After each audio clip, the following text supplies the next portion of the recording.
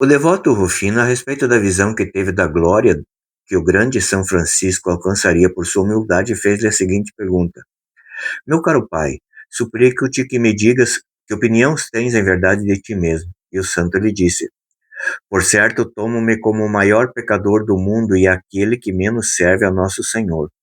O Frei Rufino replicou-lhe: Mas como podes dizê-lo em verdade e em consciência, se muitos outros, como se vê manifestamente, cometem vários e graves pecados, dos quais a graça de Deus está isenta? São Francisco respondeu: Se Deus tivesse favorecido a esses outros de que me falas com tanta misericórdia como me favoreceu, estou certo de que, por mais ímpios que eles sejam, hoje teriam sido mais gratos pelos dons de Deus do que eu sou, e o serviriam muito melhor do que eu. A, a resposta de São Francisco evidencia sua humildade. É isso que agrada a Jesus. A igreja nos diz, a tradição da igreja nos diz que o lugar de Lúcifer no céu, ele foi cedido a São Francisco, dado a importância da humildade daquele homem, que desde o começo do seu ministério, quando lá na igreja de Porciúncula, ele teria recebido a missão de Deus, dizendo, reconstrói a minha igreja. Ali ele começou a se humilhar, ia de casa em casa, pedindo ajuda para construir a igreja, para reconstruir a igreja. Ele não sabia que a igreja, na verdade, que era para ser reconstruída, era a igreja como um todo, pela humildade. E foi desde o começo, foi assim, naquela humildade.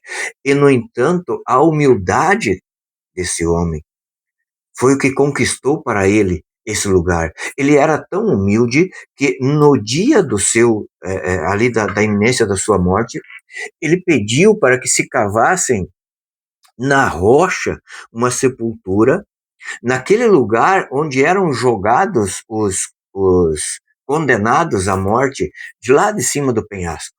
Aquilo era um território do Estado, não lembro agora de que Estado, e ele ordenou aos seus sacerdotes, em detalhe, ele não se achou digno de ser sacerdote. Ele foi humilde a esse extremo. Jamais ele já como é que pode dizer, se viu como sacerdote. É dele que saiu a frase: se eu visse na minha frente um sacerdote, um anjo, antes eu beijaria a mão do sacerdote, porque o sacerdote pode me trazer Jesus e o anjo não pode. Olha a humildade desse homem. Então ele ordenou aos seus discípulos lá que comprassem aquele lugar, eu não lembro agora o nome, mas era o lugar de onde eram jogados lá de cima os condenados para serem mortos ali. Era pena de morte. Ele se achava o pior do que aqueles. Essa era a humildade de São Francisco. E se nós olharmos para a Sagrada Escritura, nós vamos ver que aquela cananeia que corria atrás de Jesus, né, os berros dizendo: Jesus, filho de Davi. Primeira parte, ele reconheceu que Jesus era o Filho de Deus. Reconheceu que ele era o enviado, o Cristo. Segunda parte, ela vai pedir: tem piedade da minha filha. Ela não pediu nada para si.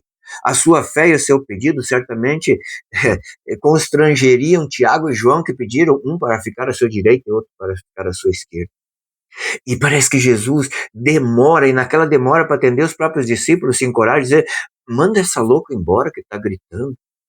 E Jesus fala para ela para humilhar mais ainda, exige esse ato de fé. Né? Então, ela chega e se prostra diante de Jesus, adorando Jesus. E depois ela chama Jesus de Senhor, ali afirmando que ele é Deus. E Jesus, para humilhar mais, ela ainda fala: não é digno que eu tire o pão da boca dos filhos para dar para os cães.